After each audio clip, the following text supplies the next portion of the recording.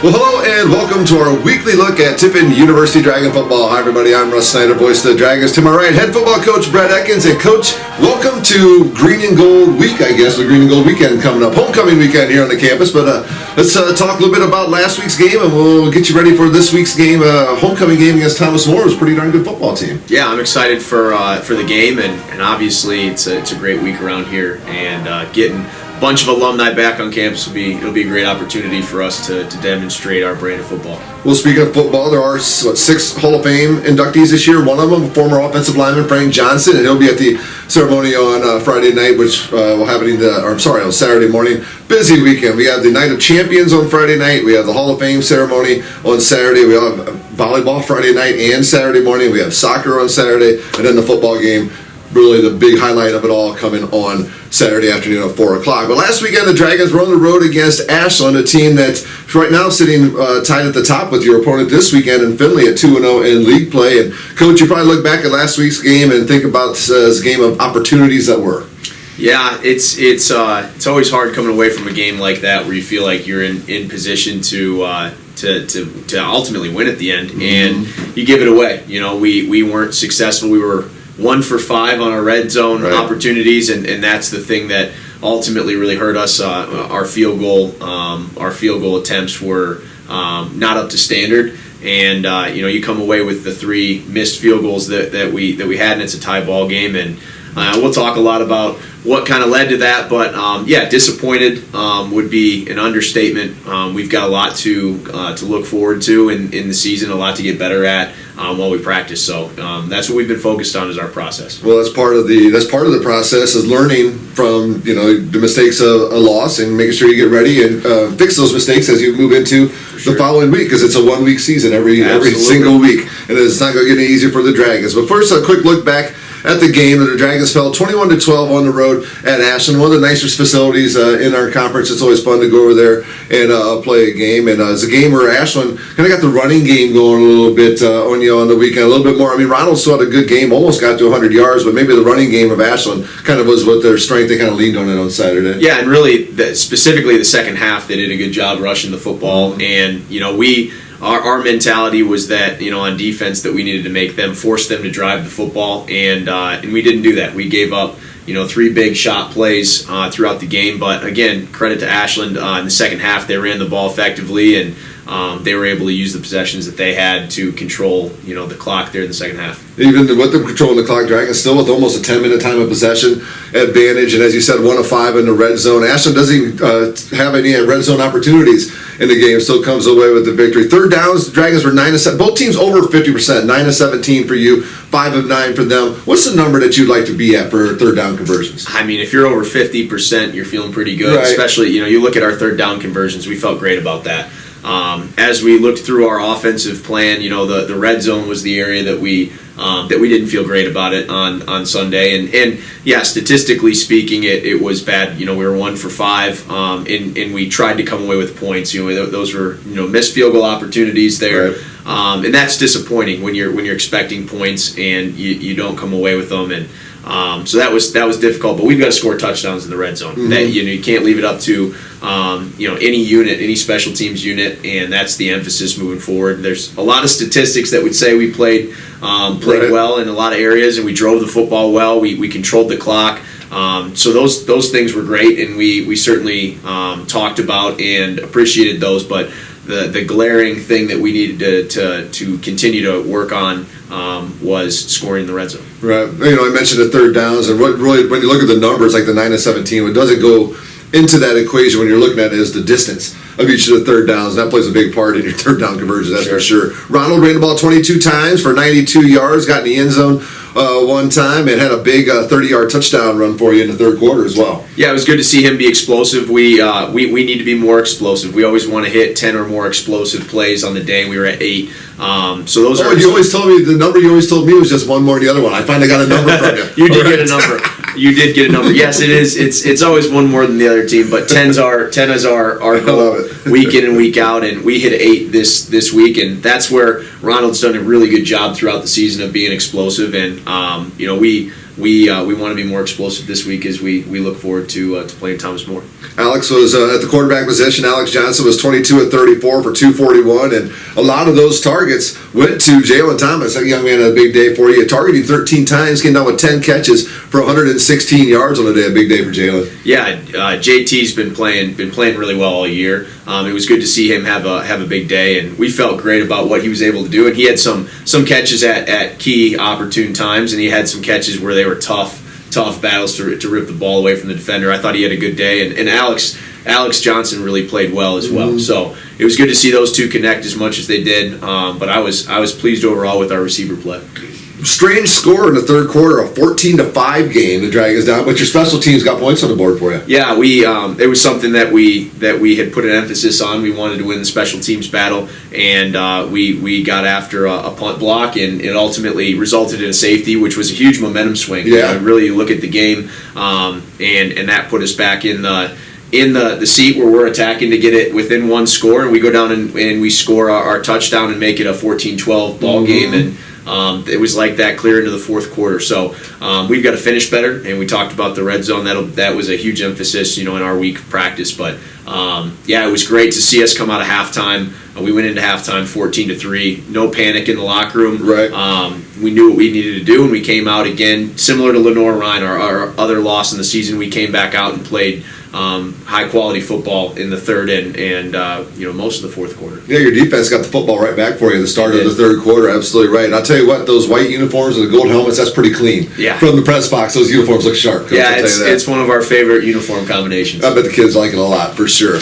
Well, this week is Thomas More for Green and Gold weekend. They're coming into this game 3-1, 2-0 in conference play. I saw that they recently just signed a 3-year deal playing the University of Dayton for what's that, FCS Division I, however you say all of them this year. So Thomas More, a team that hasn't been Division II for all that long, but off to a really good start this year. And they got the reigning GMAC Offensive Player of the Week in their quarterback. Yeah, they've got a great team, and we know they're going to come in and play us tough. And it's a game for us that we're really excited about. So it's not only is it homecoming week, but it's an opportunity for us to get back on our process that we've been working so hard to be keeping consistent. Yeah, Rayvon Vaden's the quarterback. Last week he threw for 271, ran for 96, 4 total touchdowns. Jaden Hall's our leading running back. He's at 244 yards on the season and a touchdown. Evan Brown's our big play wide receiver. He's got 314 yards on the season with a couple of touchdowns. But they will play a couple quarterbacks, even though they had the one young man who was a player of the week. They have another quarterback, Chase Cronin, gets into the game too. Yeah, and they've done a good job with their personnel. And as you watch them throughout the year, their quarterback's he's a really good athlete, and he's been efficient.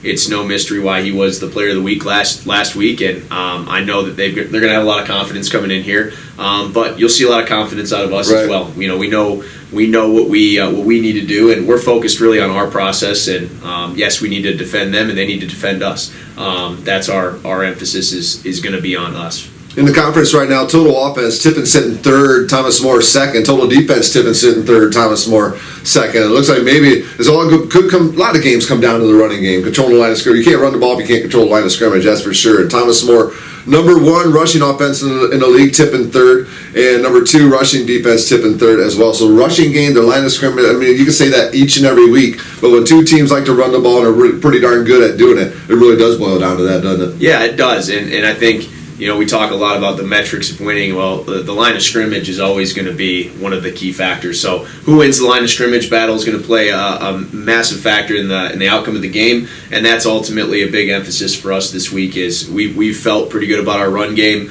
Last week we didn't win the line of scrimmage, and we need to win the line of scrimmage if we want to win the football game this week. It's a former center talking about the offensive line being so important. Ronald Blackman leading running back yards per game in the conference, getting 99.3, and Jalen Thomas, number 2 in the conference, at 91.3 yards per game. So your big play guys doing it as well, if not better than the other guys in the conference right now. Yeah, they've both Ronald and JT have had great starts to their season, and they'll continue to be guys that we want to get the football in a lot of different ways. It's no secret in football, your playmakers are a big deal, but honestly, it's been great. Those guys have reaped the reward of their hard work, but we've got a lot of guys on this team that that are getting touches and doing great things, and it's good when you can spread the ball around. Yeah, you had some young men making some nice plays for you over the weekend as well. I mean, Joey Zalewski continues to be a big play guy for you, a guy that's, a quarterback loves to have a tight end he can find with the football. And Ethan Holbrook, another young man, has been finding ways to get the football in his hands the last couple of games. Yeah, those two have done a great job in increasing their role, and they're younger players in the program, and man, they did a great job in the spring. It wasn't a surprise to us that they've developed the way they have. Javier Wills is another one. He's done a great job, progressing his game and being a guy that we can rely on. But it's been great so far to see those guys, all the hard work that they've put in, come to fruition. We've totally done this a few weeks now because I was going to talk about Javier Wills next, and Coach brought it up before I had a chance to. And another young man who's seen his playing time last couple of weeks increase a little bit is Tyreek Spikes. It's good to see Tyreek getting some more quality time on the football field. Yeah, it's been awesome to see him, and his role really has continued to progress forward, starting out with his kick returns. He's a shoelace away multiple times this year, and he's got the ability to be electric back there, and it has impacted his offensive touches as well. And I think he only had one carry, went 1 for 7 yards last week on as the running back, but he's a guy that we want to get more touches to, and he's done a good job of proving that in practice. And then when he's gotten opportunities in games, he's done great things with the ball in his hand. Defensive side of the football for the Dragons, Kenny Bird's 5th in the conference in tackles per game, but I'll tell you what, Jacob Tueme had himself a little football game on Saturday. 15 total tackles. That young man was a part of it all on the defensive side of the football on Saturday. Yeah, and Jacob's done a great job. You saw him be physical in the Wayne State game early on, and he did a great job on Saturday being a ball hawk, and really, I mean, his position, he's got to be able to cover guys, and he's got to be able to come downhill and fit the run. And he came downhill and fit the run on Saturday. Anytime you have 15 tackles, that's an impressive feat. Probably an ice bath was needed after the game with 15 tackles. I think he was looking for number 16. He's a pretty aggressive guy, and it was awesome to see again his hard work come to pay off. Yeah, one of the things I hate about double numbers in college football is you see Keegan Ray 4th on the team in tackles this past Saturday. Keegan, I know you didn't have those tackles as your number 2 quarterback. Yeah, I think we corrected those. Malik Baker should have the credit for those. And he's had a pretty solid year this year, Malik has, for certain. Yep, he's done a great job and stepping into that corner role. That's a tough position to step into, and he's done a great job with his confidence. He's got good size out there as well, he does. for He's sure. Long. 2 top scorers in the GMAC will be going at it this week. Ronald Blackman's averaging 9 points a game, and the kicker for Thomas More, Luke Iden's averaging 8 points a game. So we're in for a shootout this weekend, Coach, or is this going to be one of those, battle it out, tight game, low scoring until we get to the finish? How do you think it's going to play out? Well, you always have in your mind how the game's going to play, but that's why you play the game on Saturdays. So, no, we're excited. They're a good opponent, and we're excited about the game. And it's going to be a battle of 2 really tight statistically compared teams. So it's exciting, and we're fired up for the opportunity. Like Coach said, a lot of alumni will be on campus this weekend. A lot of football alumni. If you are going to be on campus and you want to reach out to the program, go to GoTiffenDragons.com. All the contact information for the coaches, assistant coaches. Let us know if you're going to be in town, and come look us up at our broadcast on Saturday as well. But it all gets started for us really is on Friday night with the Night of Champions, and that's a pretty cool event, trying to do some unique fundraising opportunities, some really cool gifts that people can bid on right now. Yeah, there's some great gifts in there, and some really unique. The experiences are the ones that I think are really cool. Each sport has some experiences packaged that people can bid on, and I think there's a lot of really fun opportunities there to join the team for a day on a Saturday, to play golf with us. There's a lot of different things that people can do, and there's merchandise too. There's signed footballs, signed helmets. There's a lot of opportunities to get yourself a cool experience. All that information again is available for you at GoTiffenDragons.com as well. And then not much rest. Saturday morning, our annual Hall of Fame induction ceremony will be going on campus. We mentioned the football player Frank Johnson, but we also have basketball players, tennis, track and field athletes, softball players as well. It's always a good time, a lot of fun to get to celebrate the former athletes, bring them and their families back on campus, and let their friends and families hear people talk about them in such a glowing manner. It's always a really cool and fun time. Yeah, I'm excited, and it's always a fun thing to be a part of a Hall of Fame induction, but especially an offensive lineman getting inducted. That's a soft spot in my heart, so I'm excited for that. And then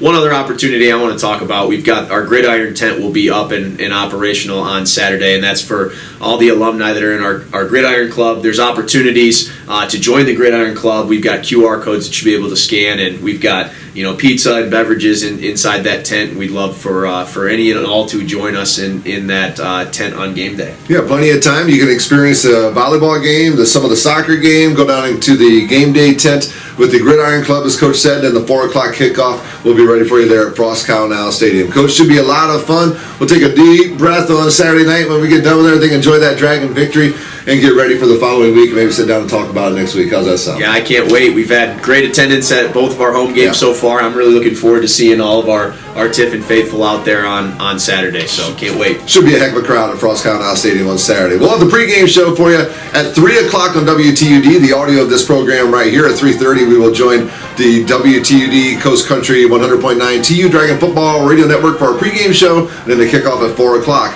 there on the TU Dragon Football Radio Network. He's Coach Brett Ekkens. I'm Russ Snyder, and this has been our weekly look at Tiffin University football.